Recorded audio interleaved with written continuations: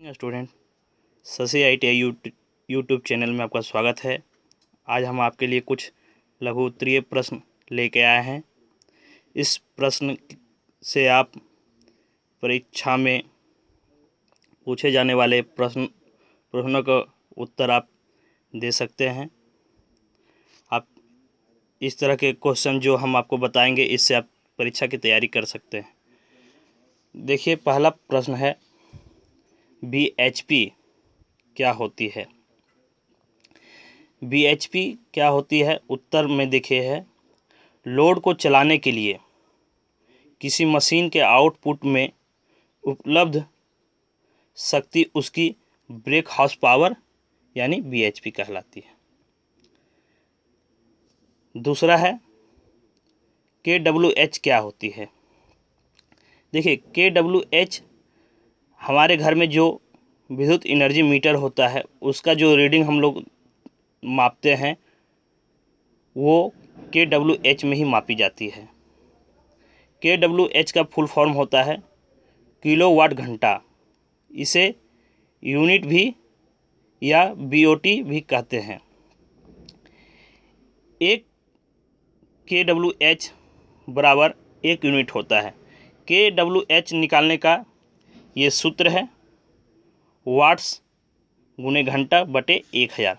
मान लीजिए 100 वाट का 2 बल्ब है और वो 10 घंटा जलती है, तो कितना यूनिट खपत होगा, मतलब कितना kWh खपत होगा। तो मान लीजिए 100 वाट का बल्ब 2 गो है, तो 200 वाट होगा, चलता है 10 घंटा, तो 10 घंटा दे दिए।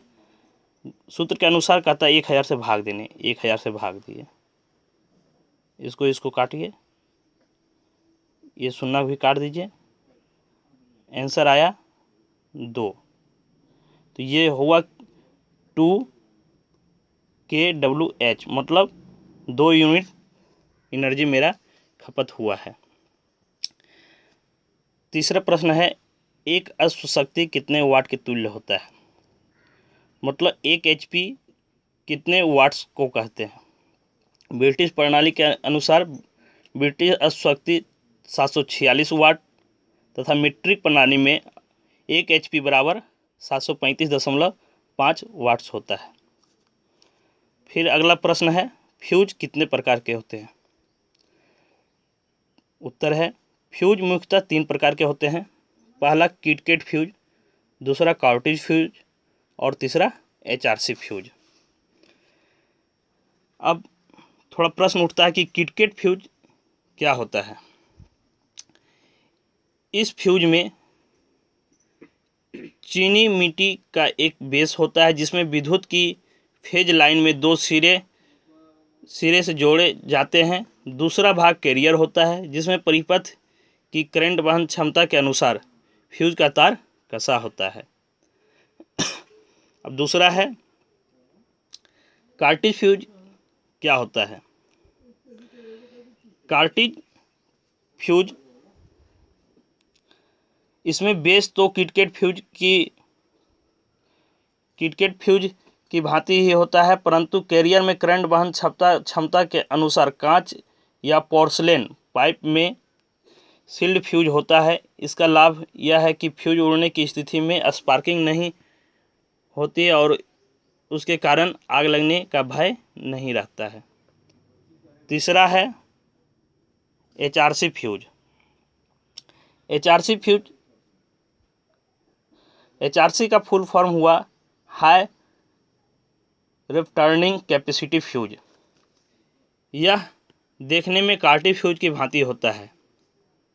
इसका विशेषता यह है कि ओवरलोड की स्थिति में यह कुछ क्षणों तक अधिक करंट वहन प्रवाह को भी सहन कर लेता है। अगला प्रश्न है, अर्थिंग से क्या अभिप्राय है? छात्रों, अर्थिंग, हमारे विद्युत वायरिंग में अर्थिंग का बहुत महत्वपूर्ण है। किसी भी मशीन तथा ऑपरेटर की सुरक्षा के लिए यह बहुत आवश्यक है। पृथ्वी का वोल्टेज मान 0 माना जाता है। यदि किसी मशीन की बॉडी को पृथ्वी से जोड़ दिया जाए तो उसका वोल्टेज भी शून्य हो जाता है। यह कार्य अर्थिंग कहलाता है। अब प्रश्न है, अर्थ कैसे तैयार किया जाता है? तांबे या लोहे की प्लेट को पृथ्वी में 6 से 8 फीट गहराई पर अथवा नमी उतना गड्ढा करेंगे जहाँ तक हमें नमी प्राप्त हो जाए। से 8 फीट की भी आवश्यकता पड़ सकता है। अगर ज़मीन पूरा ड्राई है तो हम एक सामान्यता लेते हैं कि 6 से 8 फीट तक नमी प्राप्त हो जाता है। मतलब नमी प्राप्त होने तक गड्ढा गहराई खोद के उसमें तांबे का प्लेट को तांबे या जीआई तार के द्वारा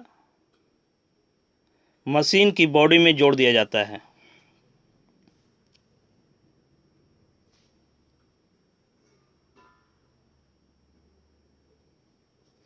अगला प्रश्न है, अर्थ विद्युत झटके से कैसे बचाता है? यदि किसी मशीन की बॉडी में फेज तार स्पर्श करने लगे तो मशीन को छूने पर ऑपरेटर को विद्युत झटका लग सकता है, परंतु बॉडी के अर्थ होने पर उसका वोल्टेज मान शून्य हो जाता है और झटका नहीं लगता है। यानी उसकी बॉडी में जो भी धारा प्रवाहित होती रहती है वह अर्थिंग तार के माध्यम से वह जमीन में समा जाता है, जिससे उस बॉडी पर विद्युत का मान शून्य रहता है और झटका नहीं लगता है। अगला प्रश्न है, अर्थ का प्रतिरोध कैसे घटाया जाता है? अर्थिंग प्लेट के चारों ओर नमी बढ़ाकर अर्थ का प्रतिरोध घटाया जा सकता है। इसके लिए गड्ढे में समय समय पर पानी डालना चाहिए। फिर अगला प्रश्न एक देखिए, प्रश्न है, परिपथ क्या होता है? विद्युत प्रवाह के लिए तैयार किया गया बंद या पूर्ण मार्ग परिपथ कहलाता है। उसके बाद कहता है कि गुण के अनुसार परिपथ कितने प्रकार के होते हैं? गुण के अनुसार परिपथ मुख्यतः 4 प्रकार के होते हैं। पहला, बंद परिपथ मीन्स क्लोज सर्किट। दूसरा, खुला परिपथ मीन्स ओपन सर्किट। तीसरा, शॉर्ट परिपथ मीन्स शॉर्ट सर्किट। चौथा, लीकेज परिपथ लीकेज सर्किट। देखिए, इसको आप इस तरह समझ सकते हैं। मान लीजिए ये एक सर्किट है, यहाँ से ये P और N सप्लाई दिया जा रहा है। ये सप्लाई यूँ हो के ये लोड होते हुए जब यहाँ तक पहुँच जाता है तो उसे हम क्या कहेंगे? बंद सर्किट। अगर यही तार कहीं पे ओपन हो जाता मीन्स कट जाता है, मान लो यहाँ कट गया, और तब सप्लाई क्या होता है, यहाँ से आया यहाँ तक रुक गया, इधर नहीं क्रॉस कर पाता है। तो इस परिस्थिति में इसे हम ओपन सर्किट मीन्स खुला परिपथ कहते हैं। तीसरा, शॉर्ट परिपथ क्या होता है?